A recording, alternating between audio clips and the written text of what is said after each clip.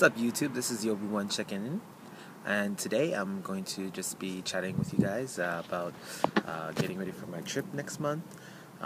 Basically, just give you a rundown of things that you maybe need to prepare, maybe need to get ready beforehand.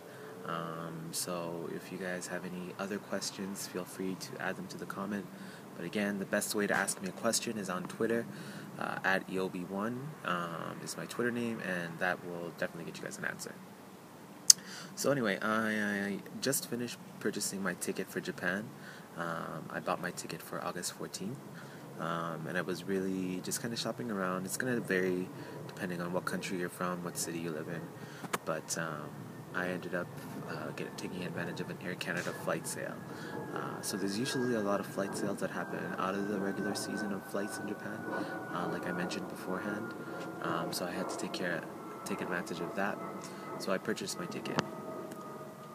So before going to Japan, last time I tried to prepare as best as I could. I watched some YouTubers' videos, but I didn't really bring everything that I kind of wish I brought. So number one thing I would say is invest in good, decent luggage. Basically because you might be wheeling your luggage around a lot more than you typically would. And I'll say that because for example, myself, I'm going to fly directly to Tokyo, and then once I get out of Tokyo, I'm going to take the bullet train to the old city I used to live in called Nagoya. So I'm going to have to wheel my bags around quite a bit, and I have to say over the years I've probably broken 3 or 4 suitcases, just from the amount of wheeling around I do. And it's always because I cheap out and buy crappy luggage, but this time I'm going to buy some better quality luggage because you will have to wheel it around a lot. So kind of think about that. Think about how easy it is to get your luggage, carry your luggage with you. Make it as portable, friendly as you can.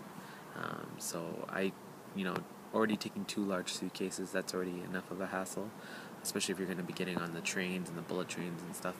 And there are spots where you can put your suitcase bags, but again, that's going to be a hassle, but it's difficult when you're moving there.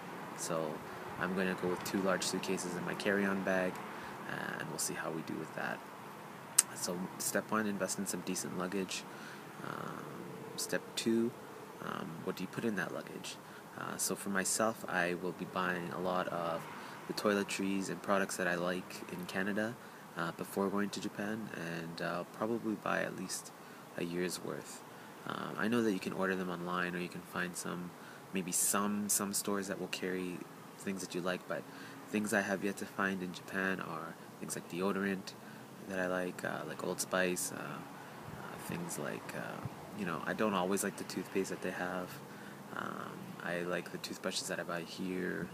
You get used to your own products, and I'm not trying to be like you shouldn't try some of the Japanese products. Go ahead, try them, see what you like.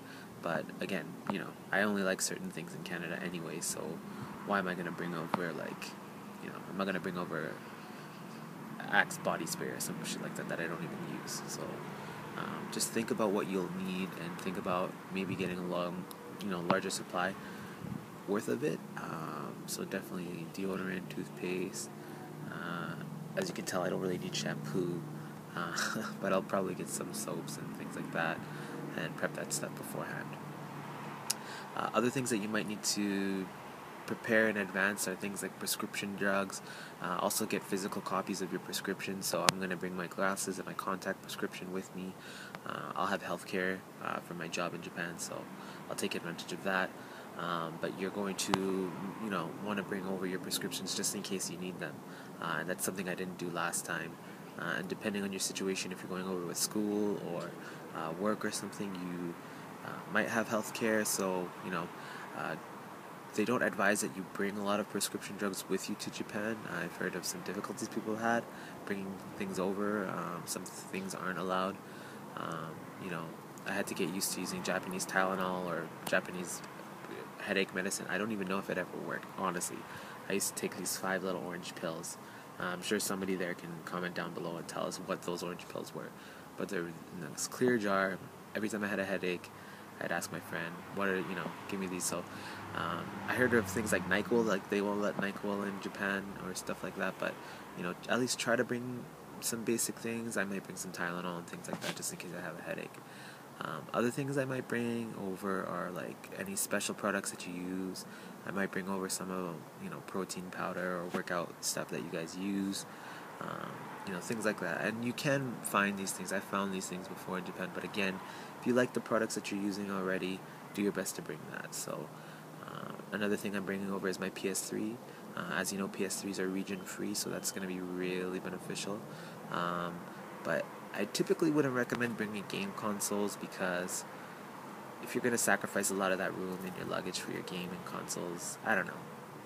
It depends on your priority, but again, I've been to so many places where you can buy like a Japanese GameCube or a Japanese PlayStation 2 or even PlayStation 3 for so cheap that it probably ends up it's not even worth it financially to put it in your suitcase and bring it over or even ship it over.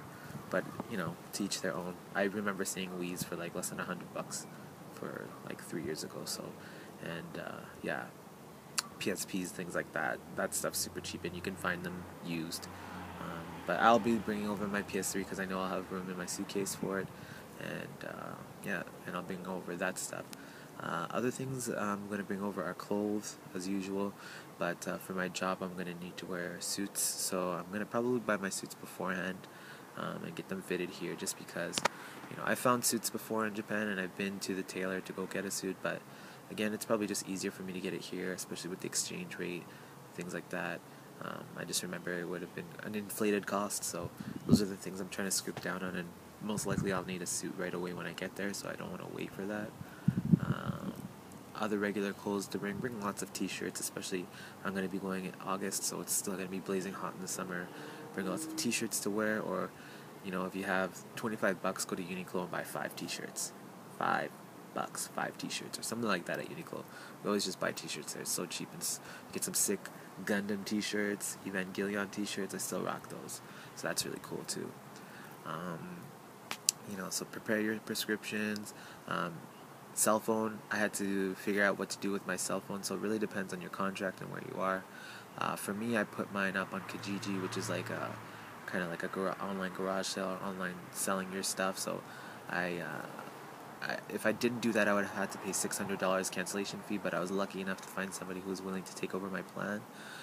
Back in the day when I first went, I kept my phone plan basically, but I reduced it to like a $10 a month plan, and I just paid for the year, so I paid like $100 to keep my phone line active. But this time I'll be going indefinitely, so I went and I canceled my phone line. Again, you can probably unlock your phone, and then again, I've heard there's issues with using iPhone 5s, things like that. But from speaking to my friends about their iPhone plans in Japan, it seems like they have a pretty sweet deal.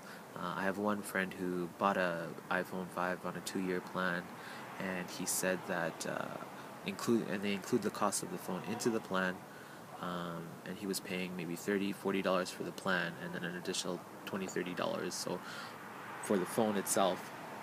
So altogether, he was paying about $60-65 for his iPhone per month, and he actually ended up getting a credit monthly too for about $30 because of some special promotion. So if you're going to Japan, it's really easy to get a prepaid phone for like $40.